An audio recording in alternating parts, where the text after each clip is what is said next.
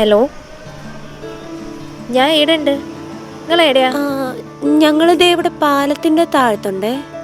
പാലോ? ആ, ഞാൻ അങ്ങോട്ട് വരാം. ചേട്ടാ വന്നിട്ടോ.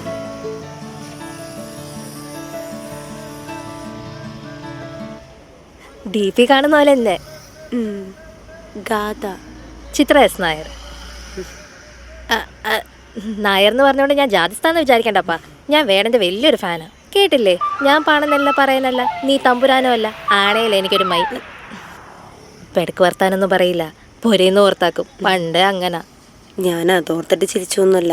നമ്മുടെ ഈ ഒരു അവസ്ഥയിലും നിങ്ങൾക്ക് ഇത്ര പോസിറ്റീവായിട്ട് ഇരിക്കാൻ പറ്റുന്നുണ്ടല്ലോ എന്ന് ഓർത്തിട്ടാ. അതിനിപ്പോൾ നമ്മളെന്താക്കാനാ? വിശക്കുണ്ടോ? അമ്മക്ക് എന്തേ തിന്നാലോ? ഈടെ നല്ല കുഴിമന്തി കിട്ടുക. കുഴിമാന്തി റെഡിയാക്കാം.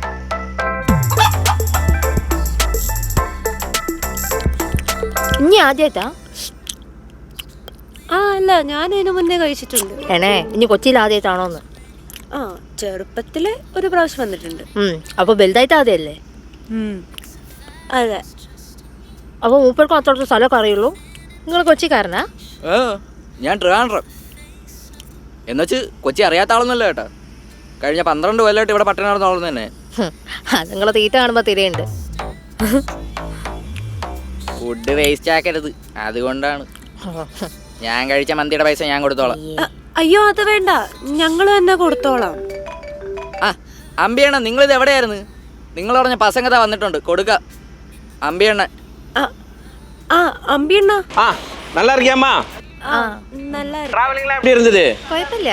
சரிம்மா சரிம்மா. சாப்பிட்டு முடிச்சதுக்கு அப்புறம் அவர் கூட போங்க. அவர் உங்களுக்கு தங்கறதுக்கு இடம் பார்த்து வச்சிருக்கா. அப்படி நம்பால் தான் அவரு, நம்பி போங்க.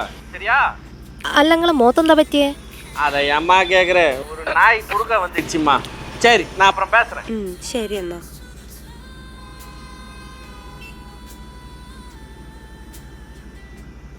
അമ്പിയണ്ണം പറഞ്ഞുകൊണ്ടാണ്, ഇല്ലെങ്കിൽ ഞാൻ ഇങ്ങനത്തെ വള്ളിയൊന്നും എടുക്കാറില്ല. നിങ്ങളെ ഫുഡിൻ്റെ പൈസ ഞാൾ കൊടുത്തോളുണ്ട്. അല്ല, നിങ്ങൾ ശരിക്കുള്ള പേരെന്തെന്നു? ആദർശ്. അല്ല, എന്തിനാണ് ഇനി പ്ലാൻ? ഫലൂഡ. ഫലൂഡ. കഴിഞ്ഞ മാസം 23-നാണ് അമ്പിയണ്ണ എന്നെ ഈ പ്രോജക്റ്റ് ഏൽപ്പിക്കണത്. ഫസ്റ്റ് ഓഫ് ഓൾ, നിങ്ങൾ പറഞ്ഞ ആളുടെ പേര് ബേസിലെന്നോ സിബിരാജ് എന്നോ ഒന്നും അല്ല. ഇവിടെ അവൻ്റെ പേര് ആദർശ് എന്നാണ്. അയ്യോ, ഞാനല്ല. എന്തിനു ചെയ്യാ? ഇപ്പം എല്ലാ തെണ്ടുകൾക്കും ഈ പേര് തന്നെയാണ്. നിങ്ങൾ തന്ന ഡീറ്റെയിൽസും വച്ച് അവനെ തപ്പിപ്പോയ ഞാനാണ് ശരിക്കും ഞെട്ടിയത്. നിങ്ങൾ തന്നൊരു ഡിസ്ക്രിപ്ഷനൊന്നും അല്ല അവന്. ഗാഥ പറഞ്ഞ പോലെ ഇൻസ്റ്റാൾമെൻറ്റിന് സാരി വയ്ക്കുന്ന ഒരു സാധാരണക്കാരനോ ബിസിനസ്സിന് വേണ്ടി സ്ട്രഗിൾ ചെയ്യുന്ന ഒരു പാവം പയ്യനോ ഒന്നും അല്ലവൻ. Is totally another alien. ഏലിയനാ? എന്തെന്നാ? അന്യഗ്രഹ ജീവിയോ? ഓ, അത് ഞാൻ ചുമ്മാ പൊലിപ്പിക്കാൻ വേണ്ടി പറഞ്ഞല്ലേ. ദേ, ഇത് നോക്ക്. അവൻ കുറേ നാളായിട്ട് മെയിൻറ്റെയിൻ ചെയ്ത് കൊണ്ടുപോകുന്ന ഒരു പ്രൊഫൈലാണ്. അവൻ്റെ പല ട്രാവലും ലേറ്റ് നൈറ്റ് പാർട്ടിയും എല്ലാം ഇതിലുണ്ട്. ഇത് കണ്ടു കഴിഞ്ഞാൽ ആരും പറയില്ല ഇതൊരു ഫേക്ക് ഐഡിയ ആണെന്ന്. അല്ല, ഇനി ഇതിപ്പോൾ ഒറിജിനൽ ആണെന്ന് എനിക്ക് അറിഞ്ഞൂടെ കേട്ടാ. എന്തായാലും കഴിഞ്ഞ ഒരു മാസമായിട്ട് അവന് കൃത്യം റുട്ടീനൊക്കെ ഉണ്ട്. രാവിലെ ജോഗിങ്ങിന് പോകും, അത് കഴിഞ്ഞാൽ ഏതെങ്കിലും ഒരു കഫേയിൽ മീറ്റ്, അത് വൈകിട്ട് വരെ കാണും. അത് കഴിഞ്ഞാൽ ജിമ്മിൽ കയറും. ജിമ്മിൽ ഒരു പുതിയ ടാർഗറ്റ് സെറ്റ് ആയിട്ടുണ്ടെന്നാണ് എനിക്ക് തോന്നണത്. പിന്നെ അവൻ്റെ കുറേ കമ്പനിക്കാരായിട്ട് ചില്ലൗട്ട്, കറക്കം, അതൊക്കെയാണ് അവൻ്റെ സ്ഥിരം പരിപാടി. അതോന് സ്വന്തമായിട്ട് പോരല്ലേ? അല്ല, അവന് ആ പനമ്പള്ളിയിൽ ആ അടിപൊളി ഫ്ലാറ്റ് ഉണ്ട്. അവിടെ എല്ലാ രാത്രിയും പാർട്ടി ഉണ്ടെന്നാണ് എനിക്ക് തോന്നണത്. ഇതൊക്കെ നമ്മുടെ പൈസ ഉണ്ടാ. കൊള്ള വിടുക. അല്ല, ഞാൻ ഒരു കാര്യം ചോദിക്കട്ടെ. നിങ്ങൾ കുറേ നേരമല്ലോ ഓന് പാർട്ടി ഉണ്ട്, പാർട്ടി മീറ്റിംഗ് ഉണ്ടെന്നൊക്കെ പറയുന്നത്. ഓൻ ഏത് പാർട്ടിയിലാന്ന് അറിഞ്ഞാൽ നമുക്ക് ആ വഴി നോക്കിക്കൂടെ? എനിക്കതിനെ കുറച്ച് പാർട്ടിക്കാരൊക്കെ അറിയാം. പാർട്ടിക്കാരെ? ഇവളിത് എന്തിനീ പറയണേ? അല്ല, ചിത്ര പറയുന്നതിലും കാര്യമുണ്ട്. അവൻ ഏത് പാർട്ടിക്കാരനാന്നറിഞ്ഞാൽ നമുക്ക് ആ വഴി ഒന്ന് നോക്കിക്കൂടെ? ചുമ്മാ അതല്ല രണ്ടിനെയും പറ്റിച്ചോടാവൻ പോയത്. 10 പൈസയുടെ വിവരമില്ലല്ലോ. Late night party, club, pub കേട്ടിട്ടുണ്ടോ? കേട്ടിട്ടുണ്ട്. ഞങ്ങളെ നാട്ടിലെ ഓണപരിപാടി നടത്തുന്ന ഈ ക്ലബ്ബില് പമ്പും ഉണ്ട്. ഈ ലേറ്റ് നൈറ്റ് പാർട്ടി അത് ഈ രാത്രിയിലൊക്കെ പ്രസംഗങ്ങളൊക്കെ ഉള്ള. എന്നെ നമ്പർ 1 മൊണ്ണകൾ തന്നെ കേട്ടാ. അവനെ കുറ്റം പറയാനേ പറ്റൂല. നിങ്ങളുടെ കൂടെ ഇരുന്നാലുണ്ടല്ല ആർക്കായാലും നിങ്ങളൊന്ന് പറ്റിക്കാൻ തോന്നും.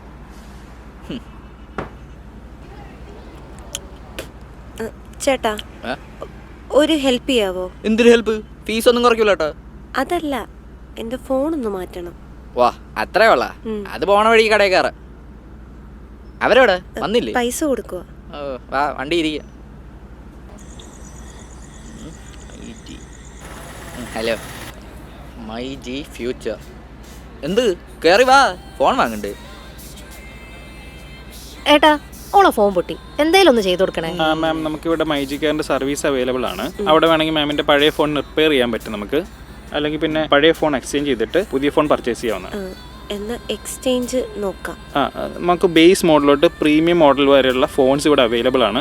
അതിൽ മാമിൻ്റെ പ്രൈസ് റേഞ്ച് വെച്ചിട്ടുള്ള ഫോൺ നമുക്ക് സെലക്ട് ചെയ്യാം. പ്രീമിയം എനിക്ക് ഒരാൾ കുറച്ച് പൈസ തരാനുണ്ട്, അത് കിട്ടുമ്പോൾ എനക്ക് ഒരുത്തം തരാണ്ടായിരുന്നു കുറച്ച് പൈസ. അങ്ങനെയാണെങ്കിൽ ഇവിടെ മൈജിയുടെ ഈസി EMI ഓപ്ഷൻസ് അവൈലബിൾ ആണ്. അതിൽ നമുക്ക് പ്രീമിയം മോഡൽസ് എല്ലാം തന്നെ ലോ കോസ്റ്റ് EMIയിൽ 0 ഡൗൺ പേയ്മെൻറ്റിൽ നമുക്ക് പർച്ചേസ് ചെയ്യാൻ പറ്റും. പ്ലസ് നമുക്ക് മാമിൻ്റെ ഫോൺ ഇപ്പോൾ ഇവിടെ പ്രൊട്ടക്ഷൻ പ്ലാൻ എടുത്തിട്ടുണ്ടായിരുന്നെങ്കിൽ നമുക്ക് 5% സർവീസ് ചാർജിൽ റിപ്പയർ ചെയ്ത് കിട്ടിയാണ്. ഇനി ഞാനിപ്പോൾ തരുന്ന ഫോണിൽ മാമിന് protection plan plus extended warranty add ചെയ്ത് തരാം. അപ്പോൾ ഇനി ഇൻ കേസ് ഫ്യൂച്ചറിൽ എന്തെങ്കിലും ഇഷ്യൂസ് വന്നു കഴിഞ്ഞാൽ മൈജിയുടെ നിയറസ്റ്റ് ഷോറൂമിൽ വിസിറ്റ് ചെയ്താൽ മതി. 5% സർവീസ് ചാർജിൽ മാമിന് അത് റെഡിയായി കിട്ടും. ഇവിടെ TV ഒക്കെ ഉണ്ടല്ലേ? നമ്മുടെ മൈജി ഫ്യൂച്ചർ സ്റ്റോറിൽ മൊബൈൽസ് മാത്രമല്ല TV, washing machine, AC, fridge അങ്ങനെയുള്ള എല്ലാ അപ്ലയൻസ് അവൈലബിൾ ആണ്. പോളപ്പൻ ഷോറൂം തന്നെ. ശരി മാം. ഇനിയിപ്പോൾ ഇത്രയായിട്ട് ഞാൻ കാരണം നാളത്തെ കാര്യം മുടങ്ങി പോണ്ട. ഇവിടെ ഭയങ്കര കൊതുക അമ്പിയണ്ണ. இன்னைக்கு ஒரு நாளைக்கு தானம்மா, இன்னைக்கு ஒரு நாள் அட்ஜஸ்ட் பண்ணுமா. അണ്ണാ നമുക്ക് അന്താളെ നമ്പാവോ? விஷயத்துல இந்த உலகத்திலேயே நம்ப முடியாதவங்க நீ தைரியமா நம்பலாம், சரியா? നമ്പിയേ പറ്റുള്ളൂ, വേറെ വഴിയൊന്നുമില്ല. എന്ത് സംശയം ഉണ്ടോ? എന്തൊരു അമ്പിയണ്ണ?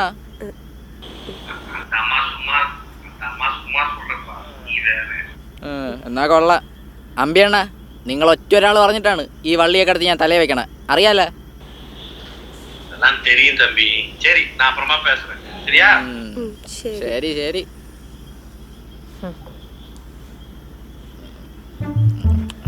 അവിടെ ഒന്നും ചാരിക്കണ്ട, അവിടെ തുടക്കലടിക്കലൊന്നും ഇല്ല തോന്നുന്നു. പിന്നെ ഇല്ലേ, ഈ ആംബിയൻസ് കണ്ടിട്ട് പേടിക്കണ്ട കേട്ടാ. നമ്മൾ ഇതുപോലെ ഒരു പരിപാടിക്കൊക്കെ ഇറങ്ങുമ്പോൾ റൂം എടുത്ത റിസ്ക് ആണ്, പെട്ടെന്ന് തൂങ്ങും. അതിന് നമ്മൾ ഈ കൊച്ചിയിൽ ബോംബൊന്നും വന്നൊന്നുമല്ലല്ലോ. നമുക്കിവിടെ ഒരു കാര്യമുണ്ട്, അത് കഴിഞ്ഞ് നമ്മളങ്ങ് പോകും. പിന്നെ ക്യാഷ്വാലിറ്റി പാടില്ല, എനക്ക് അത്രേ ഉള്ളൂ. നിങ്ങളിത് എന്തിനു വിചാരിച്ചിട്ട് ഇങ്ങോട്ട് കെട്ടിയെടുത്തത്? നിങ്ങൾ നാളെ ചെല്ലുമ്പോൾ വന്ന് കരഞ്ഞ് കാലി പിടിക്കുന്ന മരമൊണ്ണകൾ തന്നെ കേട്ടാ. നിങ്ങൾ ചുമ്മാ അല്ല അവൻ തേച്ചോട്ടിച്ചിട്ട് പോയത്. ചേട്ടൻ ഇത് കുറേ ആയിട്ട് പറയുന്നുണ്ടല്ലോ, ഞങ്ങൾക്കറിയാം എന്താ ചെയ്യേണ്ടതെന്ന്. വെറുതെ അല്ലല്ലോ, ഈ പൊട്ട മുറുക്കി ഒരു ദിവസം വാടക പൈസ അന്ന് തന്നെയല്ലേ. ഓ ഓ അങ്ങനെ ആയല്ലേ കാര്യങ്ങൾ. എന്നൊരു കാര്യം ചെയ്യ്, വീടിൻ്റെ വാടകയൊന്നും വേണ്ട. എൻ്റെ ഗ്യാസ് ഉപയോഗിച്ച് ചായട്ട് എൻ്റെ പൈസയും വേണ്ട. പക്ഷെ നാളെ എന്തിനാണ് ചെയ്യാൻ പോണെന്ന് എനിക്കറിയണം. എന്തിനെന്ന് വല്ല മടത്തരം കാണിച്ചാ ഈ കൊച്ചിലെ സകല CCTVയിലും കാണാം എൻ്റെ ഹോട്ടലിലും കറങ്ങണതും കുൽഫി തിന്നണതും. ഫലൂട. ഓ തന്നെ വല്ലതും പറ്റിയ ഒന്നാം പ്രതി ഞാനാണ്. എനിക്ക് ഇനിയും കൊച്ചിയിൽ ഓട്ടോടിച്ച് ജീവിക്കാനുള്ളതാണ്. പോലീസായിട്ട് ഇടികൊണ്ട് കിഡ്നി നടക്കാനൊന്നും എനിക്ക് വയ്യ. ചേട്ടനോട് പ്ലാൻ എന്താന്ന് പറഞ്ഞിട്ടേ ഞങ്ങൾ ഇവിടുന്ന് പോകുള്ളൂ, പോരെ? ഓ പോരും. എന്നാ ചേട്ടൻ ഇപ്പം ഇവിടുന്ന് ഒന്ന് പോകും. ഓ ഞാൻ പിന്നില്ലേ, ഞാൻ നേരത്തെ പറഞ്ഞ വീടിൻ്റെ വാടകയുടെ കാര്യം കാര്യമായിട്ട് എടുക്കണ്ട. വാടക തന്നു തരും. പിന്നെ ഗ്യാസിൻ്റെ ചാർജ് ഇല്ലേ? ഗ്യാസിൻ്റെ ചാർജ് വേണ്ട, ഗ്യാസ് വരും പോവും, അങ്ങനെയാണല്ലോ. ഇത് കലക്കി കുടിച്ചാൽ എല്ലാം ഓക്കെ ആവോ? പിന്നെ എന്തായാലും മാറും. ഓ സത്യം പറഞ്ഞ മൂപ്പര എനക്കിത് പറഞ്ഞെന്ന്.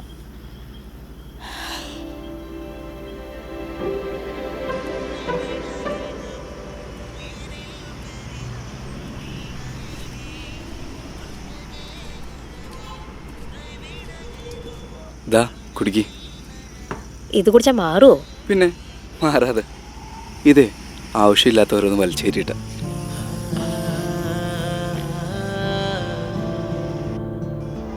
എന്നാ ഇത് പണയം വെച്ചോ, അച്ഛൻ അറിയാണ്ട് എടുത്തയാ. പൊരയിൽ വേറെ പെണ്ണുങ്ങളൊന്നും ഇല്ലാത്തതുകൊണ്ട് അളമാരൊന്നും ആരും തുറന്നു നോക്കാൻ പോകുന്നില്ല. നിങ്ങളെ കാര്യങ്ങൾ ഇറക്കട്ടെ സിബിയേട്ടാ. സിബി ഇപ്പം ഈ നിമിഷോടെ ജീവിച്ചിരിപ്പുണ്ടെങ്കിൽ അത് നീ എന്നോട് കാണിക്കുന്ന സ്നേഹം കൊണ്ട് മാത്രം. എന്തെങ്കിലും ഒരു നിവൃത്തി ഉണ്ടായിരുന്നെങ്കിൽ ഞാൻ ഇത് ചോദിക്കില്ലായിരുന്നു. മതി മതി, വെറുതെ ഇനിയും കൂടെ കരയ്ക്കാനായിട്ട്. നമ്മളെ കാര്യത്തിന് വേണ്ടിയിട്ടല്ലേ. ബിസിനസ് ഒക്കെ ശരിയാവും. ശരിയോ? എന്നിട്ട് നിന്നെ നമ്മുടെ ഓഫീസിൽ കൊണ്ടുപോകുന്നുണ്ട്, നമ്മുടെ എംപ്ലോയീസിന് പരിചയപ്പെടുത്തി കൊടുക്കാൻ. അവിടെ നിനക്ക് മാത്രമായിട്ടൊരു ക്യാബിൻ. മാനേജിംഗ് ഡയറക്ടർ ചിത്ര എസ് നായർ. എൻ്റെ അപ്പാ, നിങ്ങൾ ഏടെയായിരുന്നു ഇത്രയും കാലം? സെൻട്രൽ ജയിലിൽ. അല്ലാതെ പിന്നെ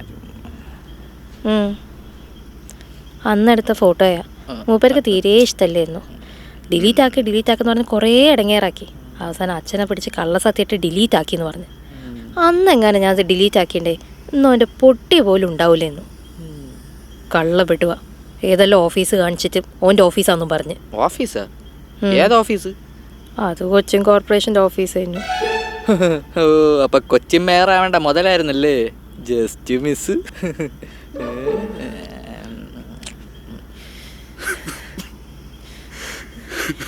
ഇങ്ങനെ കാര്യല്ലേ ബേസിലേട്ടാ? എനിക്ക് എന്നെ ചെയ്യണമെന്ന് ഓർത്തിട്ട് ഒരെത്തുപണി കിട്ടുന്നില്ല. ഈ കണ്ട നാട് മൊത്തം നടന്ന് ഇൻസ്റ്റാൾമെന്റ് സാധനം വിറ്റും മിച്ചം പിടിച്ചുണ്ടാക്കിയ കാശ. നമ്മൾ പോലീസിനോടൊക്കെ പറഞ്ഞിട്ടില്ലേ? പിന്നെന്താ? പിന്നെ പോലീസൊക്കെ എന്നായെന്ന് എനിക്കറിയാം.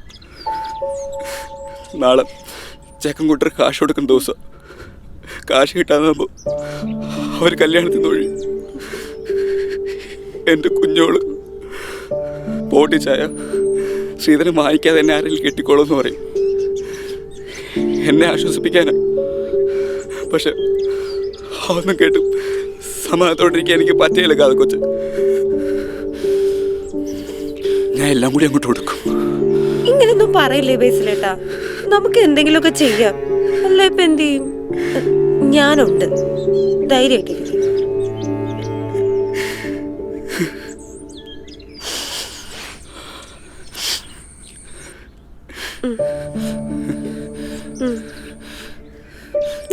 ഇത് വെച്ചോ. തൽക്കാലം കുഞ്ഞുമോടെ കാര്യങ്ങളൊക്കെ നടക്കട്ടെ.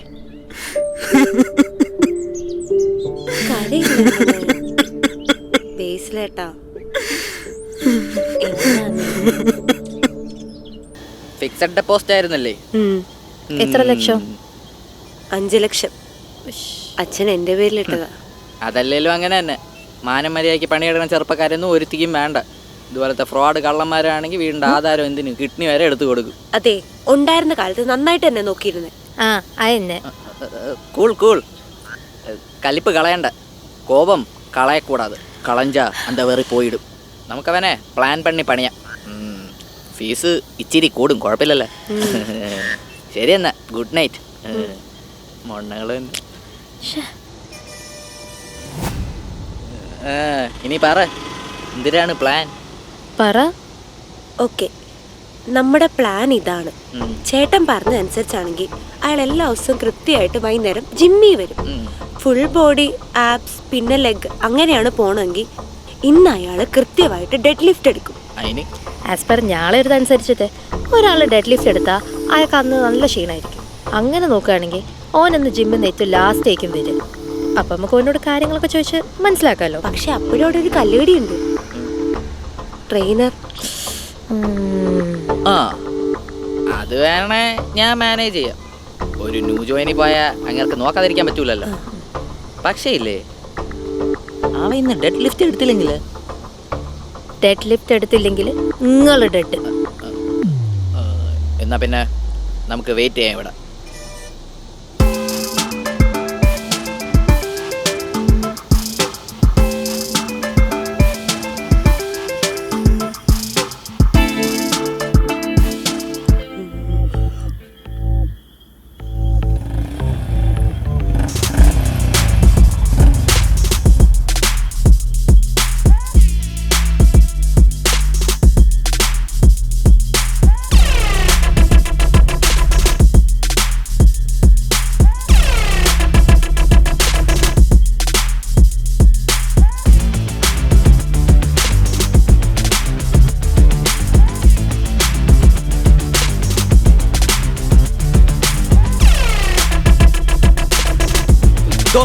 അതാണ് ഞാൻ പറഞ്ഞ പെങ്കൊച്ചി. കണ്ട പിച്ചോടൊക്കെ ഇരിക്കണ.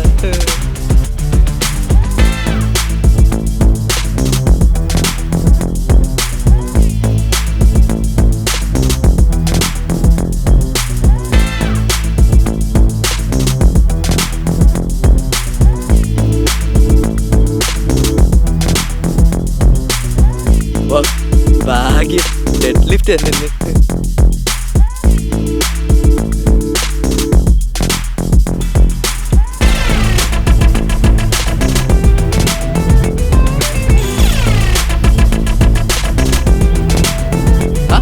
എല്ലാരും പോയല്ലോ, അകത്തോട്ട് പോണ്ടേ? പോണം. വടി.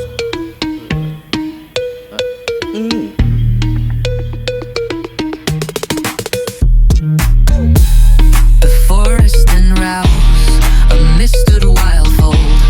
In the hunting goat it does not matter. Super building mind in the wrist of temperance tangle can stick in the wireless. ഞങ്ങളെ പൈസ എടാ. ഒന്ന് പോടി. ചുമ്മാ സീനാക്കാൻ നിൽക്കണ്ട. ഞങ്ങളുടെ പൈസ തരാതെ ഞങ്ങൾ പോവില്ല.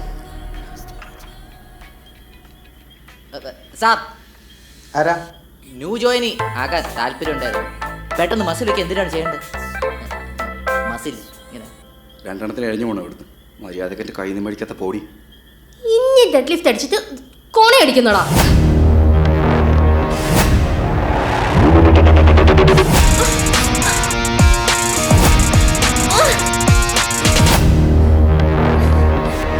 ഡെഡ് ലിഫ്റ്റ് എടുത്ത ഡെഡ് ആവുന്നു എന്നോട് ആരാ പറഞ്ഞേ?